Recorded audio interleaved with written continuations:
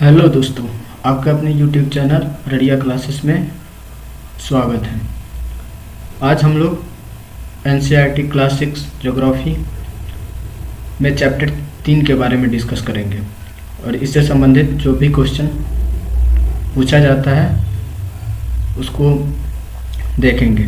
तो चलिए हम चलते हैं।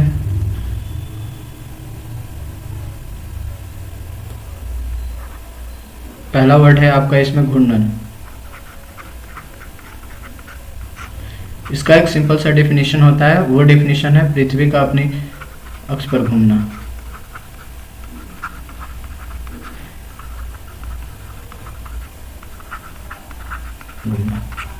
दूसरा वर्ड है इसमें परिक्रमण।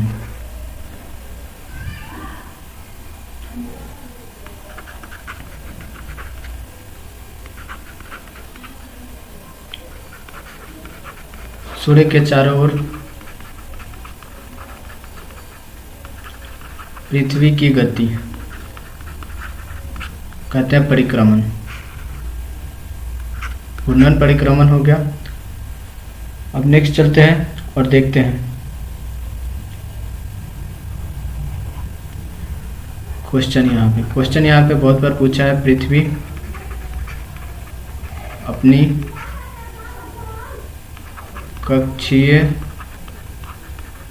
सतह से कितना डिग्री का कोण बनाती है।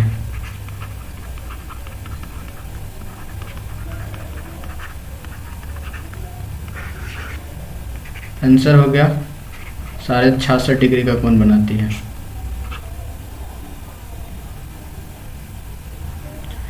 फिर इसमें एक है पृथ्वी का आकार गोले के समान है। वैसे आपको पूछे कि पृथ्वी का आकार कैसा है तो आप यही याद रखिएगा, भूभाग। भूभाग कैसा होता है? गोले के समान होता है, परंतु ध्रुव पे क्या होता है? चिपटा होता है और मध्य में उभरा होता है। अब हमारा नेक्स्ट है इसमें प्रतिदीप्त वृत्त किसे कहते हैं। चलिए प्रतिदीप्त वृत्त के बारे में पढ़ते हैं। ग्लोब पर वह वृत्त जो दिन और रात को विभाजित करता है उसे प्रतिदीप्त वृत्त कहते हैं। प्रदीप्ति वृत्त। प्रदीप्ति वृत्त किसे कहते हैं? ग्लोब पर वह वृत्त जो दिन और रात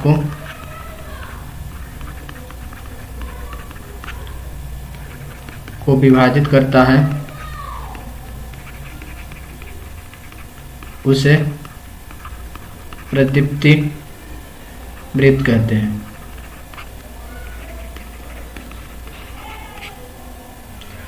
ये फिगर देखिए। एक तो इसमें हो गया कि पृथ्वी कक्षीय सतह से कितना डिग्री का कोण बनाता है, 66.5 डिग्री। और दूसरा है कि पृथ्वी अपने अक्ष पर कितनी डिग्री झुकी हुई है। पृथ्वी अपने अक्ष पर कितना अंश झुकी हुई है, 23.5 डिग्री। उसी से संबंधित ये फिगर दिया है। ये हो गया पृथ्वी का अक्ष।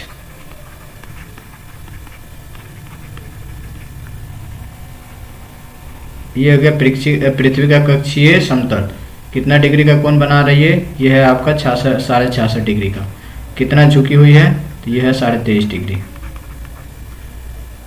फिर हमने ये पढ़ा था कि बीच वाला जो रेखा होता है, दो बराबर भागों में बांटने वाला काल्पनिक रेखा, उसको विषुवत वृत्त कहते हैं। फिर ये 23.5 डिग्री दक्षिणी अक्षांश वाले को हम कहते हैं मकर। ये 23.5 डिग्री उत्तरी अक्षांश वाले को हम कहते हैं कर्क। फिर ये दक्षिण दिशा के दक्षिणी ध्रुव, ये उत्तर दिशा में तो उत्तरी ध्रुव। अब प्रतिदीप्ति वृत्त, तो प्रतिदीप्ति वृत्त का हमने क्या परिभाषा लिखा, ग्लोब का वह वृत्त जो दिन और रात को विभाजित करता है। देखिए ये इधर क्या है, सूर्य की किरण पड़ रही है, ये सब सूर्य की किरण है, तो इधर दिन है, और इसके अपोजिट देखेंगे तो रात। तो ये बीच वाली जो लाइन है वही है आपका प्रतिदीप्ति वृत्त, प्रतिदीप्ति लाइन। अब इसमें नेक्स्ट पढ़ते हैं, इसमें क्या है, पृथ्वी का अपने अक्ष पर चक्कर लगाना घूर्णन गति कहते हैं। पृथ्वी की दैनिक गति भी कहते हैं, घूर्णन गति कहते हैं, घूर्णन गति को ही कहते हैं दैनिक गति। और ये काम ये पृथ्वी कितने दिन में, कितने घंटे में पूरा कर लेती है, 24 घंटे में पूरा कर लेती है, अपने अक्ष पर चक्कर लगा लेती है। 24 घंटा में पृथ्वी अपने अक्ष पर चक्कर लगा लेती है। चलते हैं हम इसके नेक्स्ट पेज पे। ये रहा नेक्स्ट पेज।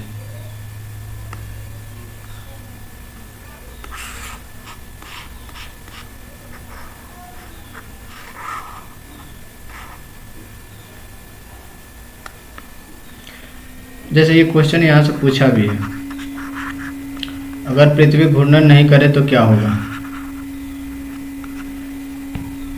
घूर्णन का तो मतलब आप इससे जस्ट पहले ही हमने बताया कि पृथ्वी का अपने अक्ष पर घूमना, अक्ष पर घूमना। तो भाई जब पृथ्वी अपने अक्ष पर घूमती है तो क्या होता है, दिन और रात होते हैं। अगर ये घूमना बंद कर दे तो जहाँ दिन है वहाँ दिन रहेगा, और जहाँ रात है वहाँ रात रहेगा। सिंपल सी बात है। अब देखो तो जहाँ दिन है वहाँ दिन रहेगा, और जहाँ रात है वहाँ रात रहेगा। तो इस अवस्था में क्या होगा, जीवन संभव नहीं हो पाएगा, जीवन संभव नहीं हो पाएगा। इस टॉपिक में इतना ही लिखा है। फिर नेक्स्ट चलते हैं हम।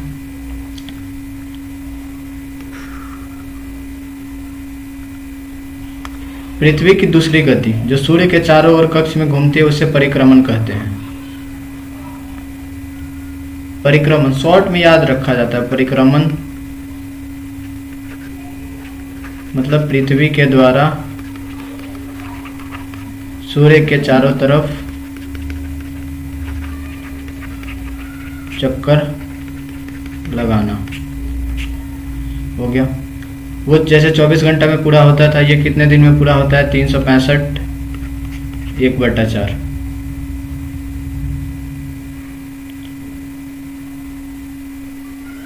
जनरली हम लोग एक वर्ष में 365 दिन मानते हैं, लेकिन हर 4 वर्ष पे ये वाला टोटली 1 हो जाता है, तो 366 दिन होता है प्रत्येक चौथा वर्ष। 366वां दिन का होता है, जिसको हम लोग लीप ईयर या लीप वर्ष का संज्ञा देते हैं। तो इसमें से याद रखने वाला बस यही है। परिक्रमण मतलब सूर्य के द्वारा, पृथ्वी के द्वारा सूर्य के चारों तरफ चक्कर लगाना।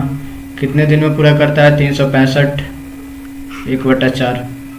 और वर्ष में जनरली कितने दिन होते हैं, सामान्यतः 365 दिन। हर चौथे वर्ष में क्या हो जाता है, 366 दिन। इसको क्या कहते हैं, लीप वर्ष। अब चलते हैं इस फिगर में जो है उसे समझते हैं कि इस फिगर में क्या है। ये रहा फिगर।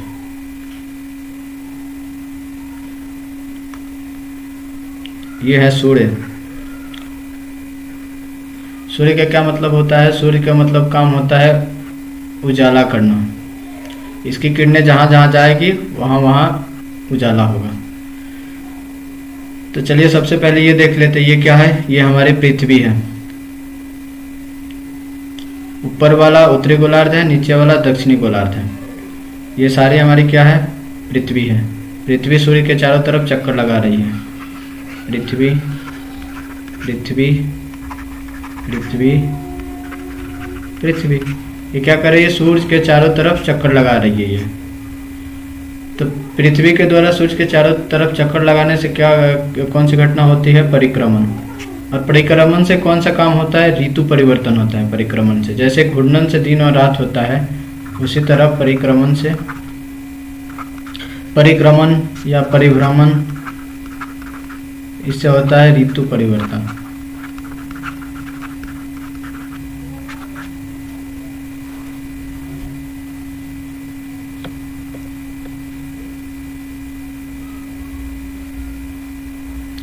अब इसमें एक टर्म है विषुव,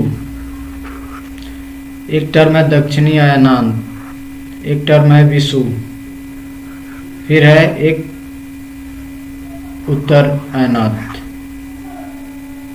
इसे हम लोग समझते हैं क्या है। अब सब हम मिटा देते हैं जितना बता दिए, क्योंकि इसे समझना जरूरी है।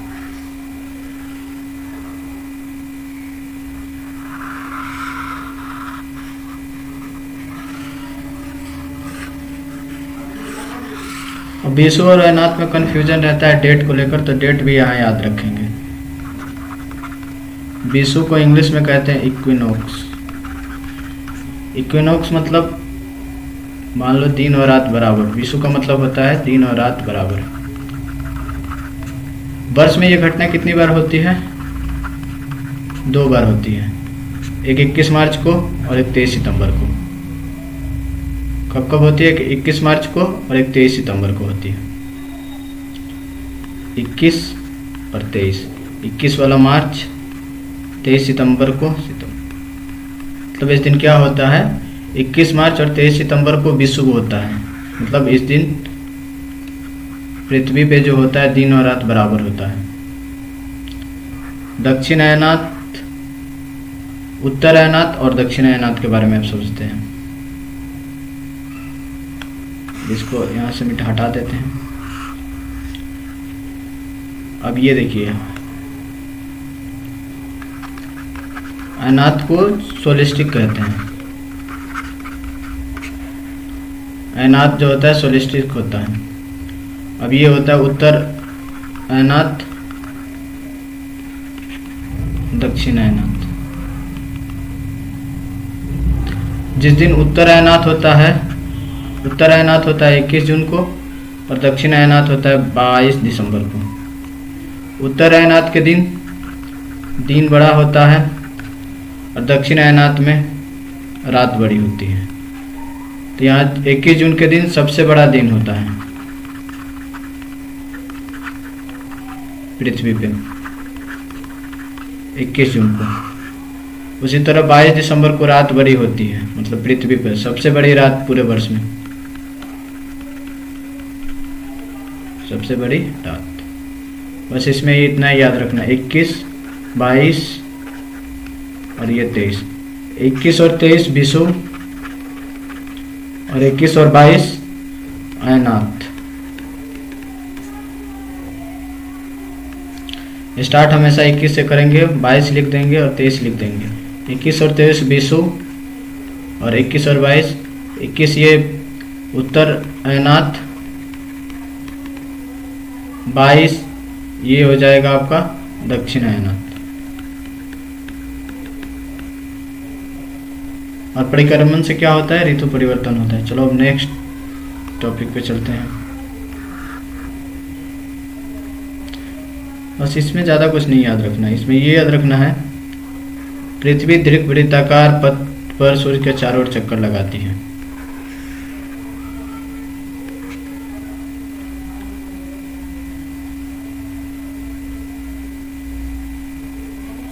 देखो कौन से ऋतु में बांटा गया है। तो एनसीईआरटी के अनुसार गर्मी, सर्दी, वसंत, शरद। ऋतुओं में परिवर्तन सूर्य के चारों ओर पृथ्वी की स्थिति में परिवर्तन के कारण होता है।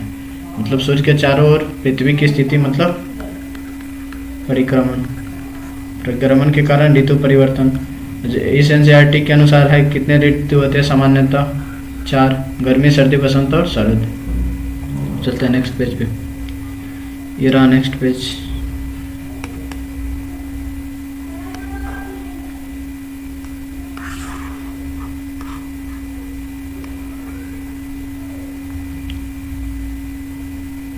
अब इसमें ये पूरा लिखा है, बस इसमें कुछ याद वो ज़्यादा नहीं रखना है, बस इसमें आप देख लीजिए 21 जून को सबसे लंबा दिन,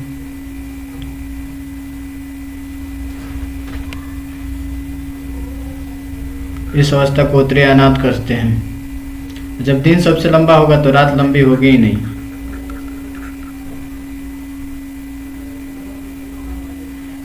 यहाँ देखिए 6 महीने तक लगातार दिन,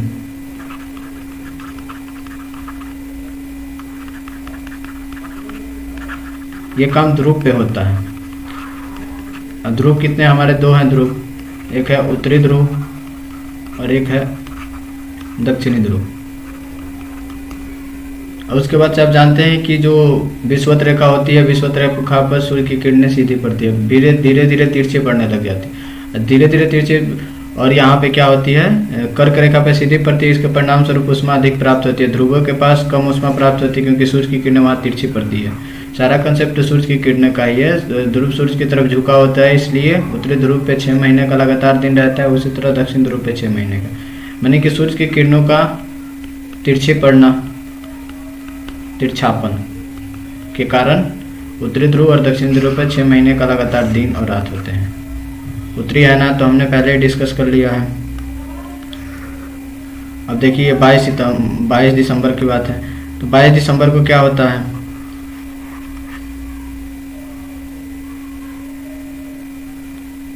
दक्षिणी गोलार्ध में लंबे दिन होते हैं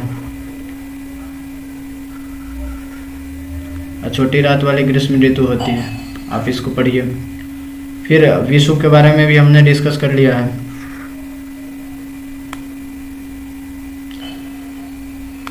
समझ में आया था ना? 21, 22, 23 दिन और रात बराबर।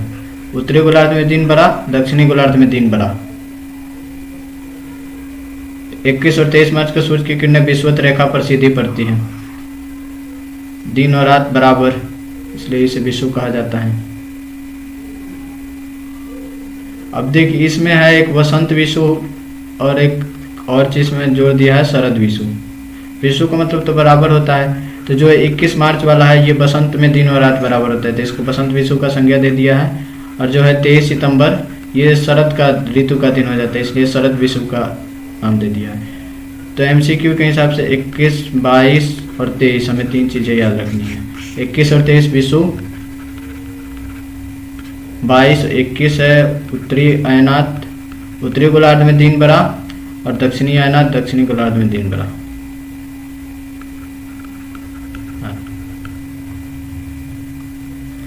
आगे चलते हैं। अब इसमें लिख दिया है कि इस प्रकार घूर्णन के कारण, दिन और रात परिक्रमण के कारण ऋतु परिवर्तन। फिर से पृथ्वी के घूर्णन, दिन और रात, पृथ्वी के परिक्रमण, परिभ्रमण, ऋतु परिवर्तन। फिर हमने 21, 22, 23 डेट, विषुव का कंसेप्ट, अयनात का कंसेप्ट कर लिए। फिर इसके बाद से 66.5 डिग्री कक्षीय समतल से कोण, झुकी है कितना? 23.5 डिग्री।